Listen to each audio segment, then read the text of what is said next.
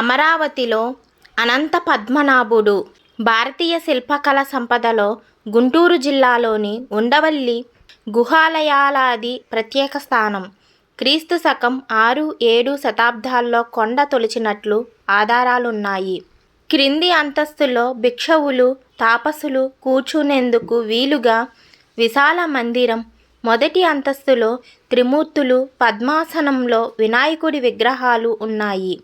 రెండో అంతస్తులో సుమారు 3 అడుగుల వెడల్పు, 20 అడుగుల పొడవైన ఏకశిల అనంత పద్మనాభ స్వామి విగ్రహం ప్రత్యేక ఆకర్షణగా నిలుస్తుంది.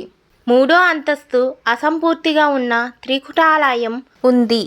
అనంత పద్మనాభ స్వామి నాభి నుంచి వచ్చిన కమలంపై బ్రహ్మ చుట్టూ దేవతామూర్తుల విగ్రహాలు ఎంతగానో ఆకట్టుకుంటున్నాయి. గత తెదేపా ప్రభుత్వం అమరావతి అభివృద్ధిలో భాగంగా గుహాలను పర్యాటకంగా తీర్చిదిద్దింది. చుట్టూ పచ్చదనం పెంచి సందర్శకుల కోసం టికెట్ కేంద్రాలు, మరుగుదొడ్లు, ప్రహరీ నిర్మించింది.